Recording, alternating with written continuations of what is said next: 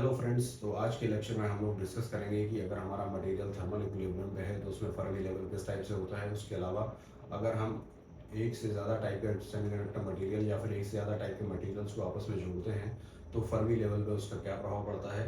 इसके अलावा quasi Fermi level को हम लोग डिस्कस करेंगे और एक्सेस कैरियर्स को हम लोग इस लेक्चर में डिस्कस करेंगे। ये lecture basically as a foundation work करेगा पी एन जंक्शन डायोड समझने के लिए।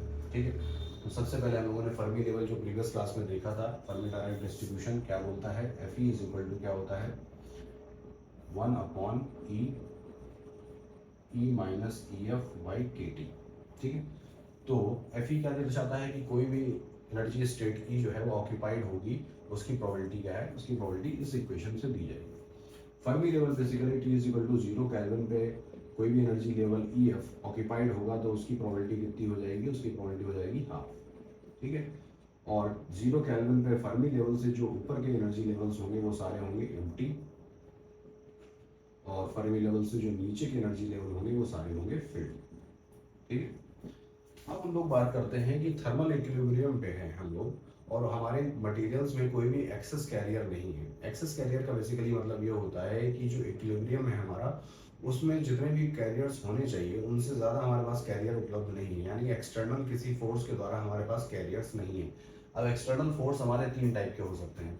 या तो हम सेमीकंडक्टर मटेरियल्स पे लाइट डालते हैं, ठीक है, इल्यूमिनेट कर दें उसको, या फिर हम लोग उसको बायसिंग कर दें, फॉरवर्ड बायस कर दें, या फिर हम लोग उस पर इलेक्ट्रॉन्स का बम्बार्डमेंट कर दें,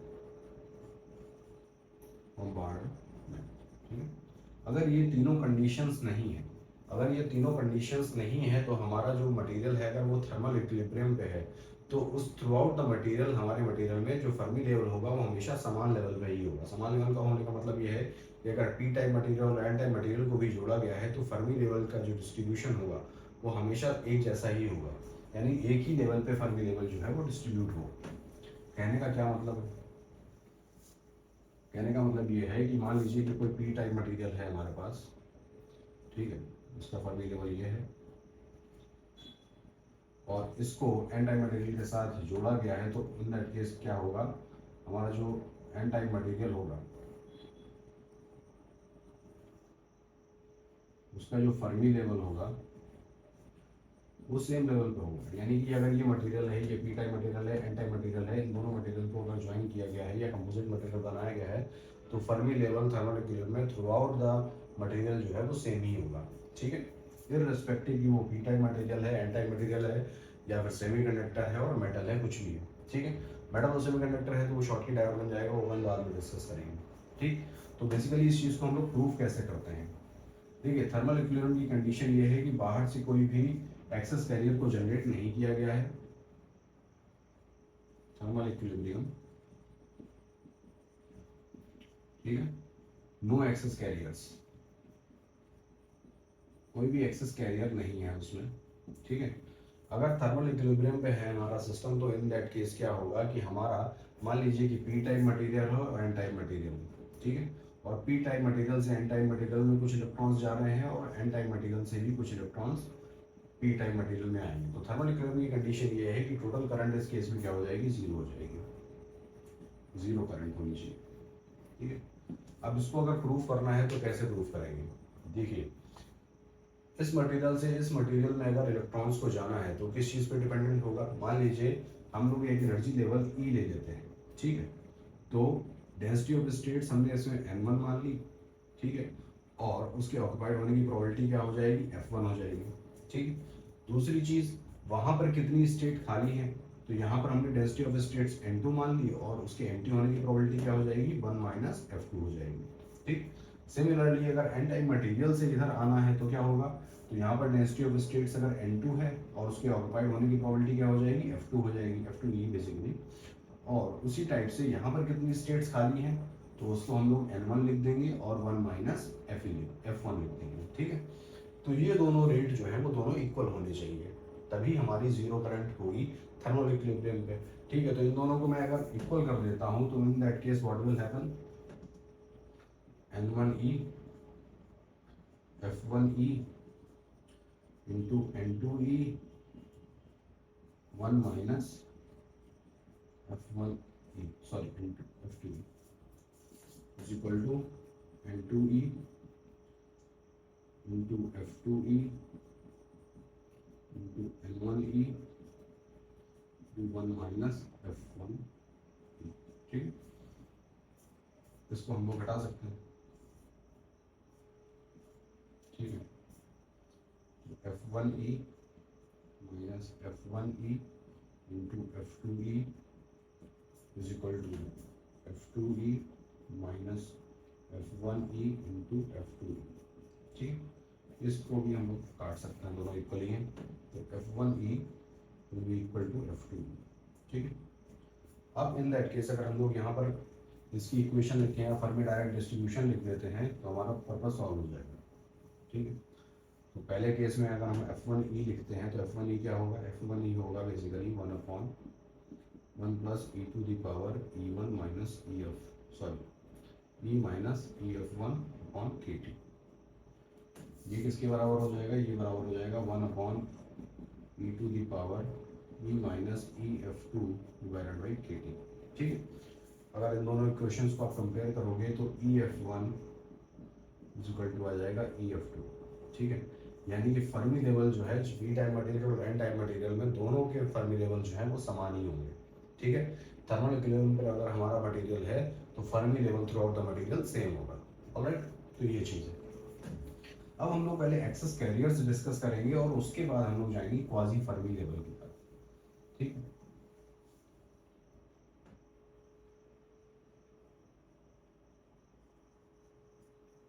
एक्सेस कैरियर्स,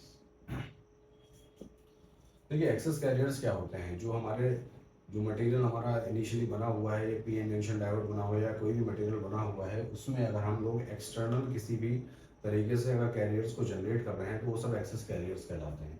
इनको हम लोग जनरेट कैसे कर सकते हैं, फोटोन का बम्बार्डमेंट हो या फिर इलेक्ट्रॉन का बम्बार्डमेंट हो या फिर बायसिंग हो, ठीक है। बायसिंग को इंजेक्शन भी बोलते हैं, ठीक। एक्सेस कैरियर्स किस लिए यूज किए जाते हैं, एक्सेस कैरियर्स का बेसिकली यूज ये है कि उनको हम लोग कंडक्टिविटी बढ़ाने में यूज करते हैं। कंडक्टिविटी की जो हमारी इक्वेशन हुआ करती थी वो क्या हुआ करती थी,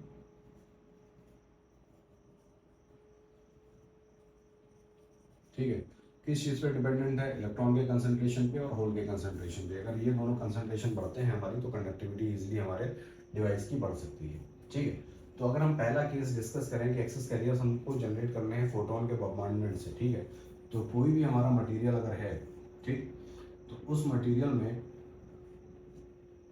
कुछ एनर्जी बैंड गैप है हमारा सेमीकंडक्टर मटेरियल में Eg, सिर्फ वही इलेक्ट्रॉन अब्जॉर्ब होगा जिसकी एनर्जी जो है वो Eg से बड़ी होगी, ठीक है। वो इलेक्ट्रॉन्स अब्जॉर्ब नहीं होंगे जिनकी एनर्जी जो है वो Eg से छोटी है या बैंड गैप से छोटी है, ठीक है। इन केस उसकी एनर्जी जो है वो बैंड गैप से बड़ी है तो क्या होगा कि यहाँ पर इलेक्ट्रॉन जो है वो एक्साइट हो जाएगा और एक्साइट होने के बाद सीधा कंडक्शन बैंड में चला जाएगा। कंडक्शन बैंड में जाने के बाद यहाँ पर क्या बचेगा, होल बचेगा, ठीक है।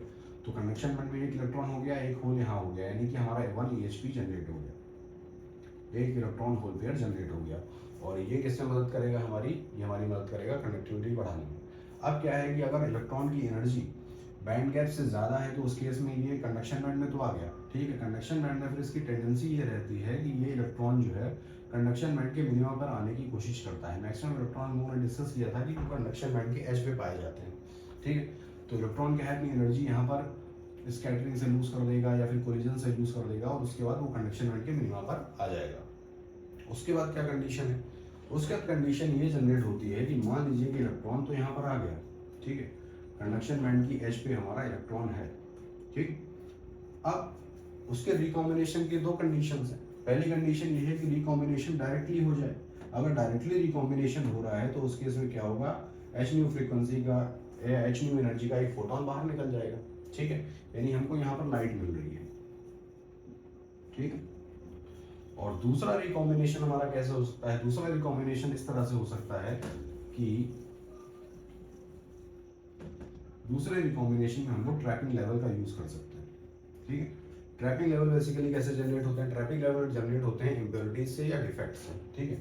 तो ट्रैपिंग लेवल अगर जनरेट हो गया हमारा यहाँ पर ET है कोई, ठीक है, तो इलेक्ट्रॉन हो सकता है कि यहाँ पर ET में आ जाए, उसका री एक्साइट होकर फिर से कंडक्शन बैंड में चला जाए, उसके बाद फिर से ET में आ जाए या फिर री एक्साइट होकर फिर कंडक्शन बैंड में चला जाए और उसके बाद बैलेंस बैंड में गिर जाए, ठीक है।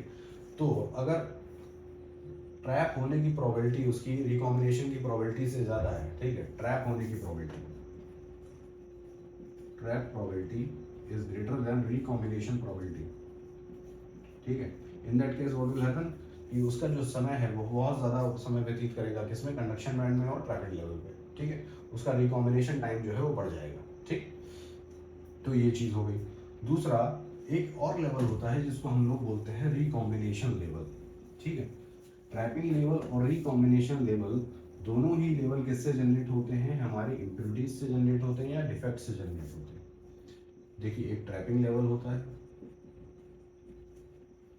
और दूसरा होता है रिकॉम्बिनेशन लेवल। जनरेट किससे होते हैं, डिफेक्ट से या इम्प्योरिटीज से, ठीक। ये दोनों लेवल्स जो है वो जनरेट किससे होते हैं, डिफेक्ट से होंगे या इम्प्योरिटीज से होंगे, लेकिन दोनों में माइनर डिफरेंस ये है कि ट्रैपिंग लेवल से इलेक्ट्रॉन अगर कोई ट्रैपिंग लेवल में है तो वो री एक्साइट होकर हमारा बैंड्स में जा सकता है, कंडक्शन बैंड में जाएगा या बैलेंस बैंड में जाएगा। रिकॉम्बिनेशन लेवल पे क्या होता है, रिकॉम्बिनेशन लेवल पे बेसिकली यहाँ पर क्या होता है कि होल या इलेक्ट्रॉन को कैप्चर किया जाता है और EHPs को एनाहिलेट किया जाता है, ठीक है। रिकॉम्बिनेशन लेवल पे हमारा EHP जो है वो एनिहिलेट हो जाएगा यानी खत्म हो जाएगा, ठीक है। और ट्रैपिंग लेवल पे क्या होता है, री एक्साइटेशन हो जाता है। इन दोनों में सिर्फ इतना सा ही माइन्यूट सा डिफरेंस है, ठीक है। अब जो एक्सेस कैरियर्स हमारे जनरेट हो गए हैं, ऐसा नहीं है कि एक्सेस कैरियर एक बार जनरेट हो गया है तो वो थ्रू आउट द प्रोसेस हमारा जनरेटेड ही रहेगा, नहीं, वो रिकॉम्बाइन होने की कोशिश करता है, ठीक है। और उसका जो रिकॉम्बिनेशन टाइम है उसको हम लोग अब यहाँ पर डिस्कस करेंगे, उसका रिकॉम्बिनेशन टाइम हम लोग कैसे निकालते हैं। तो अब रिकॉम्बिनेशन टाइम को हम लोग डिस्कस करते हैं।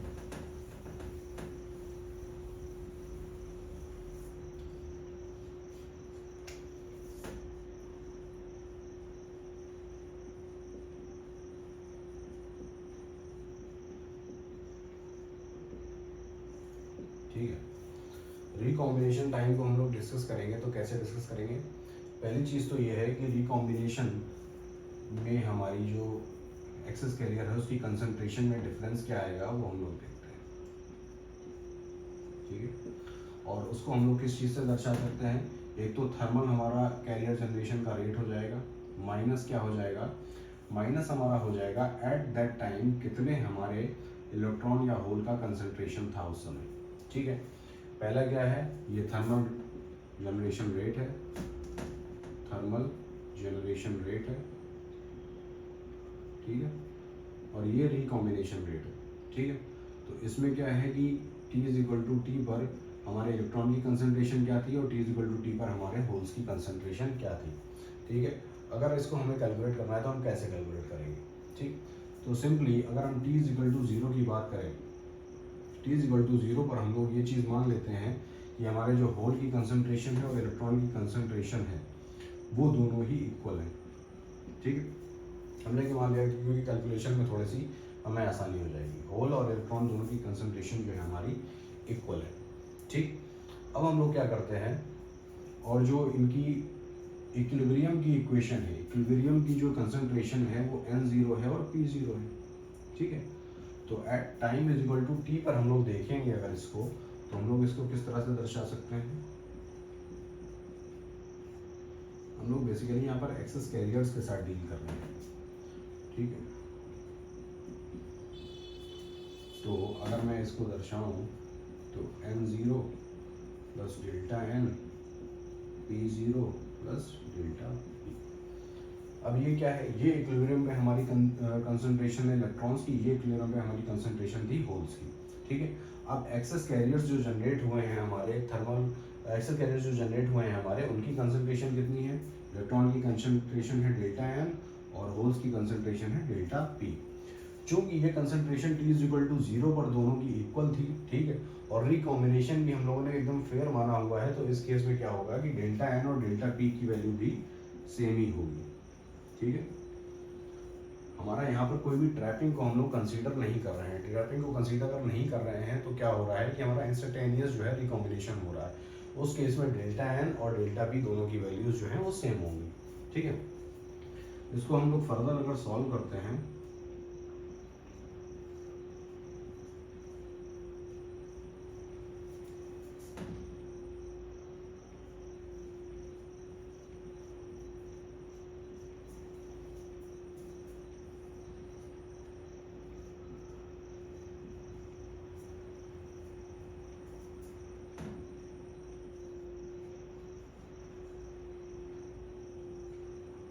ठीक है। अब ये टर्म जो है बहुत छोटा होगा, ठीक है, एक्सेस कैरियर की कंसिडरेशन हमने बहुत ज़्यादा छोटी मानी हुई, तो इस टर्म को हम लोग ऑलमोस्ट जीरो बना सकते हैं, ठीक। ये थर्मल जनरेशन रेट है, ठीक है। अगर हम इन दोनों टर्म्स को देखें तो ये दोनों टर्म्स हम पहले ही देख चुके हैं कि इन दोनों की वैल्यूज़ बराबर होती है, ठीक है। तो इसको भी हम लोग यहाँ से कैंसिल कर सकते हैं। बचा हमारा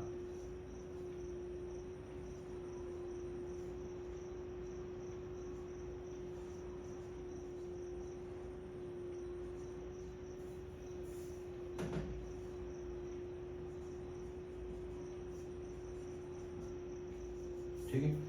तो एक्सेस कैरियर्स के जो चेंज होने का रेट है वो हमारा यहाँ पर मिल चुका है हम लोग को। अगर हम लोग मान लेते हैं कि ये पी टाइप मटेरियल है तो पी जीरो की value almost greater than N zero होगी हर केस में, ठीक है। तो इस टर्म को भी हम लोग नेग्लेक्ट कर सकते हैं। तो यहाँ पर हमारा आ जाएगा alpha R delta N P zero और D delta N T on D T, ठीक है। इसको मैं अगर फर्दर सॉल्व करूँगा, ये फर्स्ट ऑर्डर की डिफरेंशियल इक्वेशन है, इसको इजीली सॉल्व किया जा सकता है सॉल्यूशन को।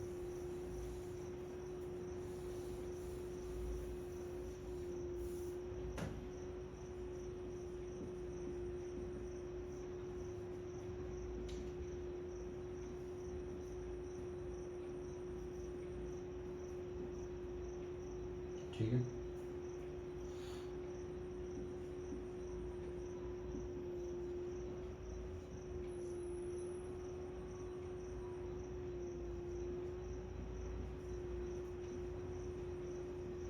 इसको मैं टाउ एन मान लेता हूँ, ठीक है। ठीक है, तो delta N T is equal to delta N E की power alpha R P zero tau N, ठीक है। तो रिकॉम्बिनेशन लाइफ टाइम हमारा जो है वो ये आ गया है किस टाइप के मटेरियल के लिए, पी टाइप मटेरियल, ठीक है। अगर हम जनरल इक्वेशन लिखना चाहें पी टाइप और एन टाइप मटेरियल, कोई भी मटेरियल हो, तो उसके लिए बेसिकली हमारा क्या आ जाएगा, alpha R P zero plus N zero, ठीक, सिंपल। ये हमारा आ गया है कैरियर लाइफ टाइम, ठीक। तो इस तरह से हम लोग कैरियर लाइफ टाइम कैलकुलेट कर सकते हैं, ऑलराइट। अब हम लोग चलते हैं क्वाजी फर्मी लेवल की तरफ। बेसिकली क्वाजी फर्मी लेवल क्या होता है, अगर हमारा जो कंसंट्रेशन हमारा जो कैरियर्स का है, ठीक है, वो इक्विलिब्रियम की जगह पर अगर उसमें एक्सेस कैरियर्स भी हैं, ठीक है, तो हमारा जो नॉर्मल फर्मी लेवल है उस फर्मी लेवल से हम उनकी इक्वेशन या उनकी संख्या जो है नहीं बता सकते हैं। तो उसके लिए हम लोग क्वाजी फर्मी लेवल का यूज़ करते हैं। होल के लिए हम लोग अलग क्वाजी फर्मी लेवल यूज़ करते हैं और इलेक्ट्रॉन्स के लिए हम लोग अलग क्वाजी फर्मी लेवल यूज़ करते हैं, ठीक है। और क्वाजी फर्मी लेवल बेसिकली ये बताते हैं कि हमारा जो कंसंट्रेशन है कैरियर्स का, हमारा जो कंसंट्रेशन है कैरियर्स का वो इक्विलिब्रियम कंसंट्रेशन से कितना ज़्यादा बढ़ा हुआ है, ठीक है। तो जो क्वाजी फर्मी लेवल है उसको मैं इलेक्ट्रॉन के लिए EFn से दर्शा देता हूँ, और जो क्वाजी फर्मी लेवल हमारा होल्स के लिए है उसको हम लोग EFp से दर्शा देते हैं, ठीक। तो इस केस में अगर हम इलेक्ट्रॉन की कंसंट्रेशन लिखेंगे, अगर हमारा कुछ भी एक्सेस कैरियर्स है तो हमारे इलेक्ट्रॉन की कंसंट्रेशन हो जाएगी EFn minus EI divided by KT, और हमारे होल्स की कंसंट्रेशन हो जाएगी PI e to the power by KT, ठीक है। यहाँ पर इंटरेस्टिंग चीज़ क्या है, इंटरेस्टिंग चीज़ ये है कि अगर हम लोग एक्सेस कैरियर्स जनरेट कर रहे हैं तो हमारे जो माइनॉरिटी कैरियर्स हैं उनकी संख्या ज़्यादा बढ़ेगी एज कम्पेयर टू द जो मेजॉरिटी कैरियर है। क्यों, मान लीजिए कि कोई एन टाइप मटेरियल है तो उसमें ऑलरेडी इलेक्ट्रॉन की संख्या बहुत ज़्यादा है, ठीक है, और उसमें होल्स की संख्या कम है, ठीक है। अगर हम एक्सेस कैरियर्स जनरेट कर रहे हैं तो इलेक्ट्रॉन्स की संख्या मान लीजिए 10 टू पावर 3 से बढ़ रही है और होल्स की संख्या भी 10 टू पावर 3 से बढ़ रही है, यानी कि होल की संख्या जो पहले मान लीजिए 10 टू पावर 2 थी और यहाँ पर 10 टू द पावर 7 थी, तो इनमें जो बढ़त हुई है बहुत ही कम हुई है और इसमें जो बढ़त है वो काफ़ी ज़्यादा है, ठीक। तो बेसिकली क्वाजी फर्मी लेवल एक चीज़ ये भी बताते हैं कि हमारा जो सिस्टम है वो इक्विलिब्रियम कंसंट्रेशन से कितना ज़्यादा हमारा होल या इलेक्ट्रॉन का कंसंट्रेशन एट दैट टाइम है, ठीक है। तो ये होते हैं हमारे क्वाजी फर्मी लेवल। इनका यूज़ हम लोग वहाँ पर करते हैं जहाँ पर हमारा मटेरियल जो है वो थर्मल इक्विलिब्रियम में नहीं है।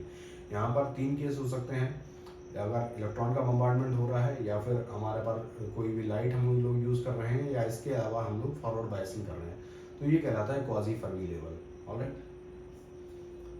तो क्लास में हम लोग डिफ्यूज़न करंट को देखेंगे और किस तरह से कि अगर हमारे पास कोई भी कंसंट्रेशन ऑफ कैरियर्स है, अगर वो डिफरेंट है हमारे मटेरियल में, तो करंट किस तरह से बहती है उसका कंटिन्यूटी इक्वेशन देखेंगे और उसके बाद पीएन जंक्शन डायोड को हम लोग डिस्कस करेंगे। Thank you.